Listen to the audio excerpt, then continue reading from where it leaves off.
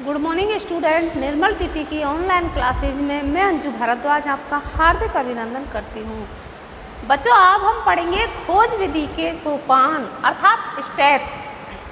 इससे पहले हमने खोज विधि होती क्या है अर्थात ह्यूरिस्टिक विधि, वो कहाँ से उत्पत्ति हुई, इसकी ग्रीक भाषा से ह्यूरिस्क्यो से हुई थी, जिसका हिंदी में अर्थ है मैं खोज करता हूँ।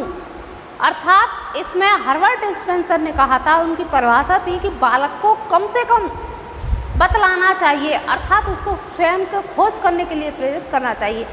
आर्मस्ट्रॉन्ग इसके प्रणेता थे। 1880 से 88 के बीच में खोज विधि के बारे में उन्होंने अध्ययन किया था।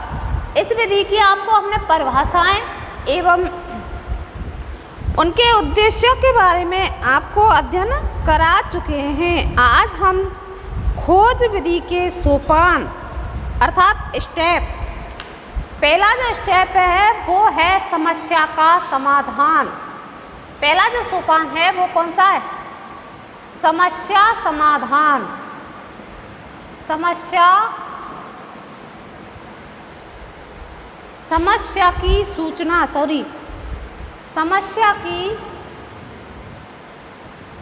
सूचना।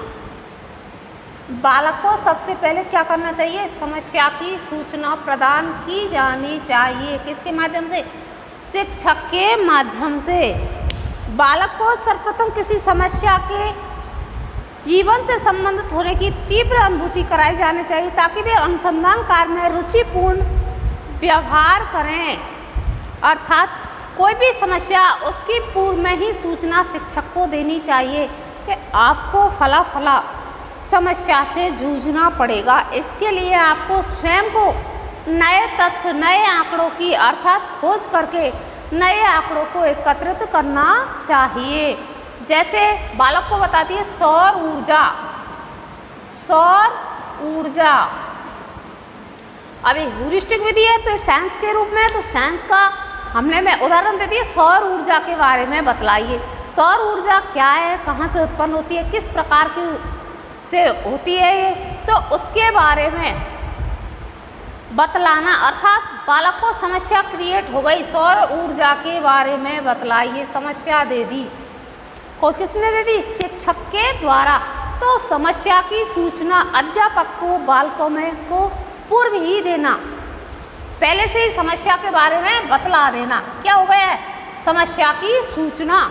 नंबर 2 है इसका समस्या अभिसूचन अर्थात स्टेटमेंट ऑफ द प्रॉब्लम। समस्या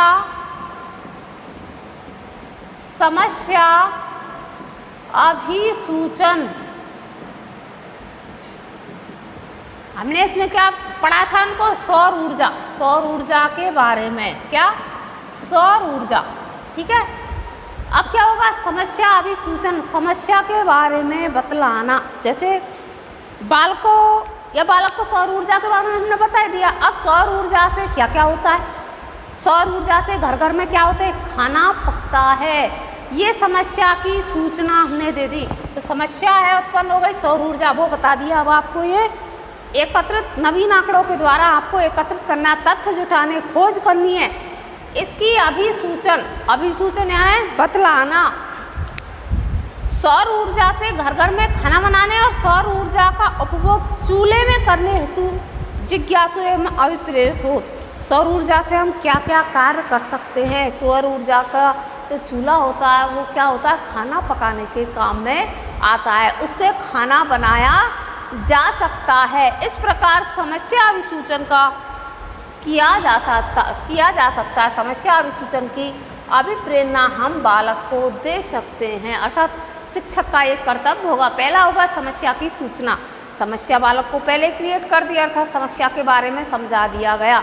आप सौर ऊर्जा के बारे में बताइए। फिर दूसरा होगा समस्या की अभिसूचना कि सौर ऊर्जा से क्या क्या कार्य किए जाते हैं, सौर ऊर्जा किस किस काम में आती है हमारी। फिर तीसरा जो होगा वो होगा समस्या का विश्लेषण। तीसरा जो सोपान है वो है समस्या का विश्लेषण। अब जो समस्या हो गई उसका विश्लेषण कीजिए।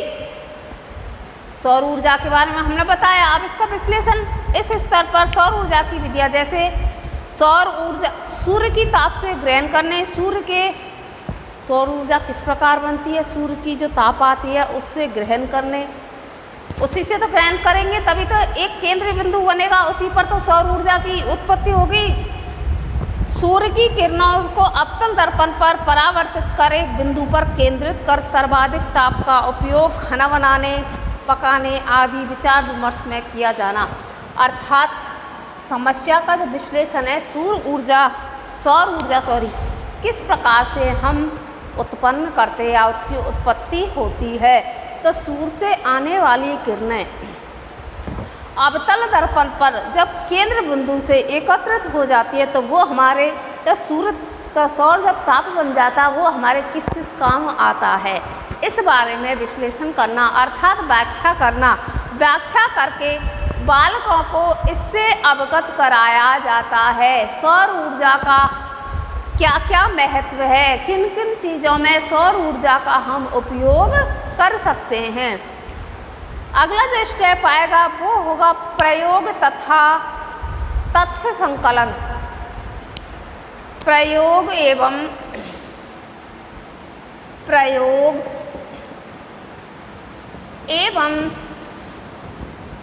तथ्य संकलन।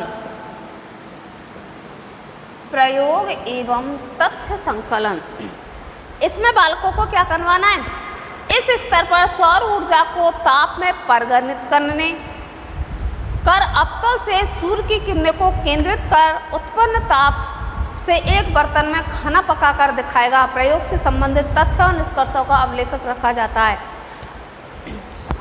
पता चल रहा है प्रयोग एवं तथ्य संकलित करना। सौर ऊर्जा से जो हमने सूर्य की जो किरणों से अवतल दर्पण पर जो सूर्य की जो ताप है वो एकत्रित करके वो हमने एक जगह स्थापित कर ली सौर ऊर्जा के माध्यम से। फिर हम उसको बच्चों को क्या प्रयोग करके दिखाएंगे, देखो सौर ऊर्जा का चूल्हा लाकर हम उस पर क्या पकाएंगे, खाना बनाकर बच्चों को दिखाते, अर्थात प्रयोग हो गया। प्रयोग तथ्य संकलन कर लिए ना, हमने सूर्य से क्या कर ली, उत्पन्न किरणें एक साथ इकट्ठी करके फिर बच्चों को प्रयोग के माध्यम से, प्रयोग क्या किया, खाना बनाना, ये हमने प्रयोग कर लिया, उपयोग कर लिया कि हम सौर ऊर्जा को इस प्रकार उपयोग कर लेते हैं। तो प्रयोग के रूप में क्या सिद्ध कर देंगे, हमने इससे खाना बनाकर खाया, अर्थात खाना पकाना। तो ये क्या होगा, प्रयोग, तथ्य सारे एकत्रित कर लेते हैं।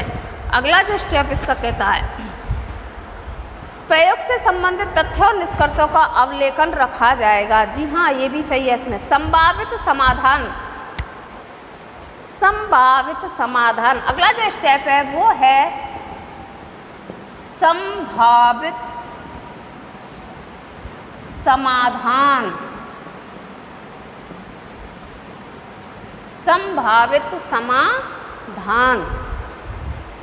इस स्तर पर सौर ऊर्जा द्वारा वैकल्पिक ईंधन की समस्या का समाधान प्रस्तुत किया जाएगा। क्या खाना बनाते हैं हम किससे, एक तो ईंधन से भी बनाते हैं, चूल्हे पे जो बनाते हैं, जो हमारा लकड़ी काट के जो लाते हैं वो ईंधन का चूल्हा भी होता है, उससे बनाते हैं, गैस से भी सिलेंडर पका के फिर उससे भी खाना बनाते हैं। इसका वैकल्पिक अर्थात संभावित जो समाधान है वो कौन सा है, अगला हमारा सौर ऊर्जा के माध्यम से भी हम खाना पका सकते हैं। सौर ऊर्जा भी हमारे जीवन में बहुत ही महत्वपूर्ण स्थान रखती है। ये संभावित समाधान जो हमारा संभावना की समाधान करती है वो कौन करती है, सौर ऊर्जा। बहुत सारी चीज़ों से हम सारी चीज़ कर लेते हैं, पर जो वैकल्पिक जो हमारा संभावित समाधान है वो सौर ऊर्जा के द्वारा भी हम निष्कर्ष निकाल सकते हैं। लास्ट है वो इसका है समाधान या सत्यापन।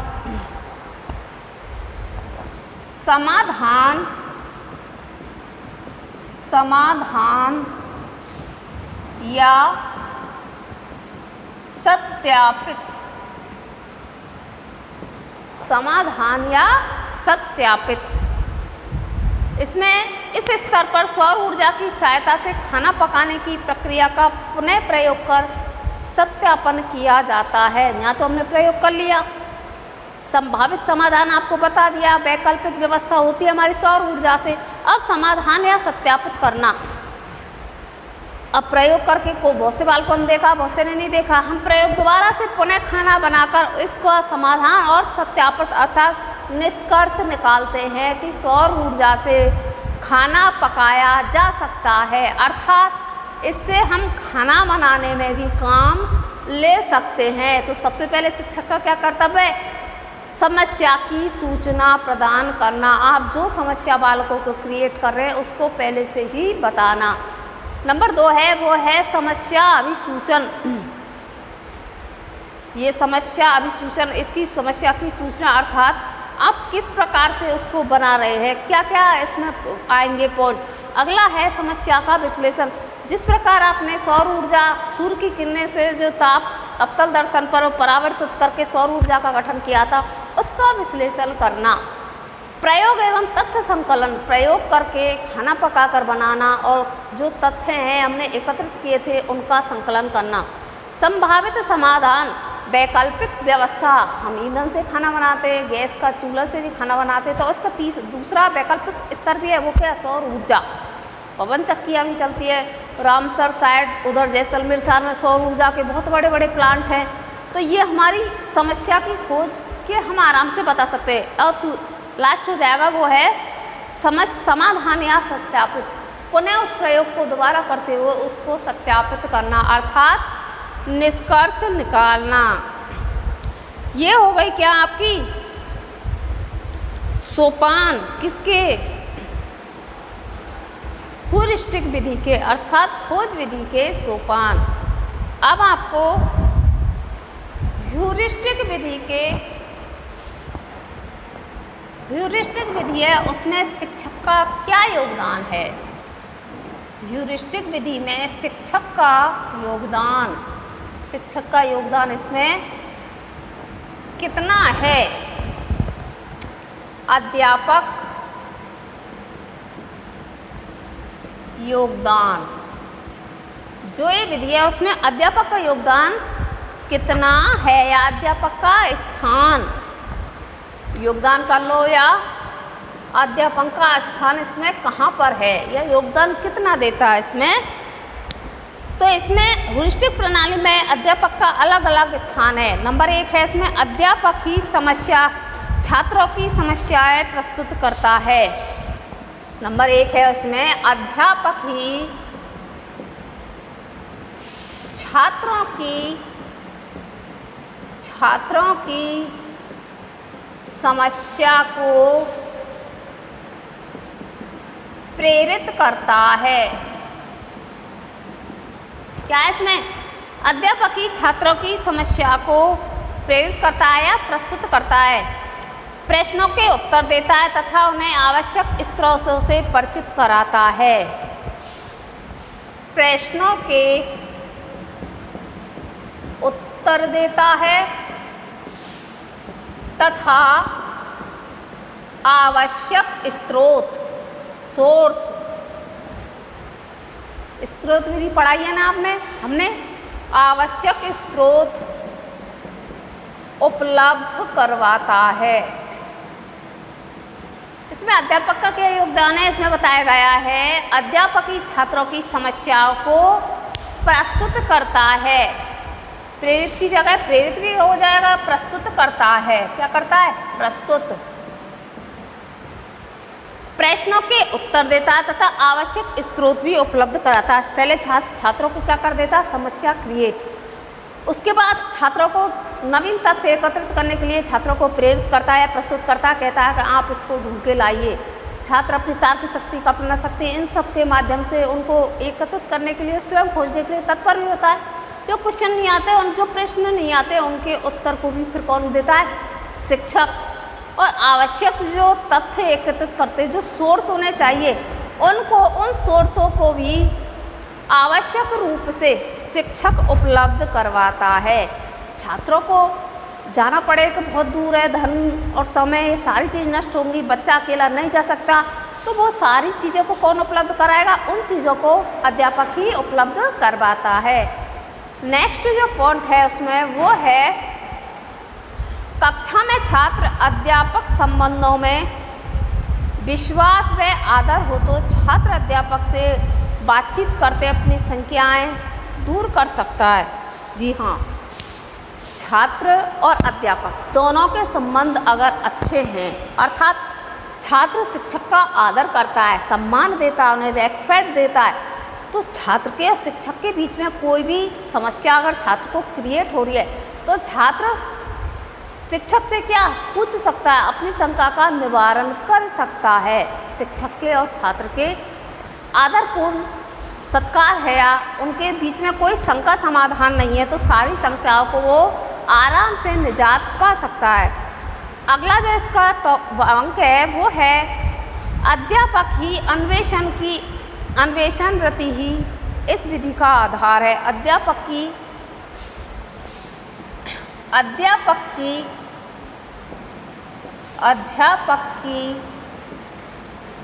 अन्वेषक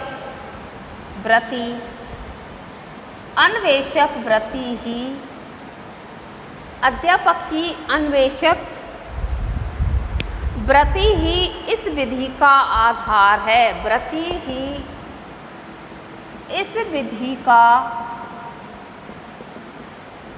आधार है। क्या है? अध्यापक जो अन्वेषक है ना, खोजी प्रवृत्ति, स्वयं खोज करने की, तो अध्यापक ही अन्वेषक वृत्ति अर्थात खोज ही विधि का आधार है। क्योंकि अध्यापक क्या करता है, समस्या क्रिएट करता है, तो समस्या का समाधान भी बताता है। खोजपूर्ण वृत्ति अर्थात खोजने की वृत्ति का ही अध्यापक इसमें क्या करता है, वही इसका मेन आधार होता है। अगला जो इसका पॉइंट है वो है समस्या का चुनाव बच्चों के मानसिक स्तर के अनुकूल हो। अगला जो पॉइंट है वो है समस्या का चुनाव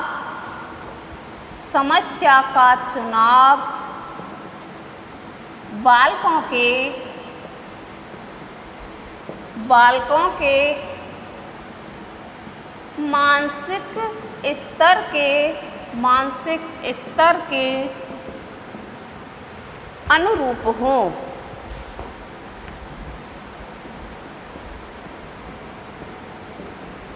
क्या इसमें समस्या का जो चुनाव होता है वो बालक के मानसिक स्तर के अनुरूप ही होना चाहिए। क्योंकि ज़रूरी थोड़ी है बालक बड़ा है तो उसकी आईक्यू तो पता नहीं। शिक्षक जब पढ़ाता है तो उनको अपने जो कक्ष के अंदर जितने भी छात्र बैठे हुए हैं उनके बारे में पता रहता है कि ये बालक प्रतिभाशाली में आता है, औसत में आता है, मंद में आता है, सृजनशील में आता है। तो जो छात्र हैं उनके मानसिक स्तर के अनुसार ही बालक को समस्या क्रिएट करनी चाहिए। ये भी अध्यापक का एक महत्वपूर्ण स्थान होता है। अगर बालक का IQ कम है, बालक की समस्या है वो सॉल्व नहीं कर सकता, उसके लेवल से दूर है, तो बालक इसमें क्या घृणा का भाव भी पैदा हो जाएगा। खोज की प्रवृत्ति मन में, जैसे खोजी प्रवृत्ति पता है ना मैंने, खोजी प्रवृत्ति उत्पन्न होती है, वो खोजी प्रवृत्ति उत्पन्न ना होकर बालक के मन में घृणा उत्पन्न हो जाएगी। इसलिए शिक्षक को उसके मानसिक स्तर के अनुसार समस्या का चुनाव करना चाहिए। अगला जो इसका पॉइंट है वो है समस्या समाधान के लिए अगला जो पॉइंट है वो है समस्या समाधान के लिए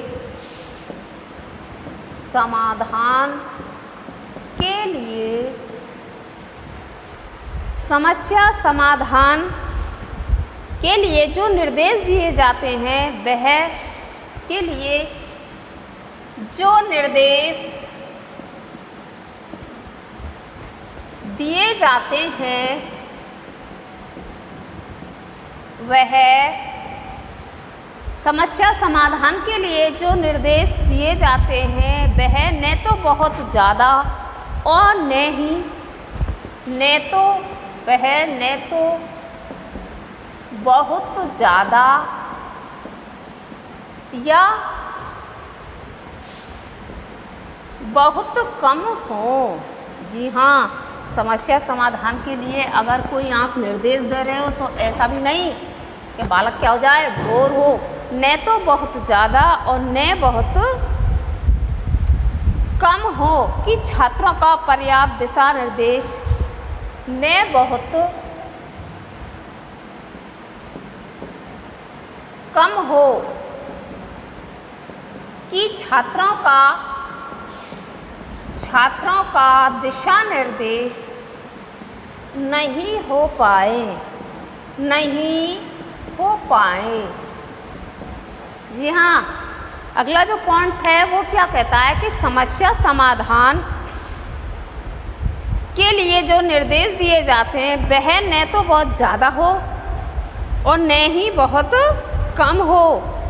क्यों? ज़्यादा अगर दोगे आप तो क्या होगा, ज़्यादा अगर दोगे तो बच्चों को क्या हो जाएगा, जो उनका मानसिक स्तर है उससे ऊपर बालक कुछ भी समझ नहीं पाएगा और बालक में इसमें क्या हो जाएगी, हीन भावना की भावना जागृत हो जाएगी। समस्या समाधान के लिए जो निर्देश दिए जाते हैं बहुत ज़्यादा न बहुत कम ही दिए जाने चाहिए। बालक की IQ एवं मानसिक स्तर के अनुसार बालक को शिक्षण प्रदान किया जाना चाहिए। बालक का शिक्षण है उसकी मानसिक आयु एवं उसके स्तर के अनुकूल ही दिया जाना चाहिए। ये एक शिक्षक का कर्तव्य है। अगला जो इसमें पॉइंट है, समस्या समाधान के आदर्श जो अध्यापक है उसके बारे में क्या है, न तो बालक को उसकी मानसिक स्तर के अनुसार चुनाव करना चाहिए।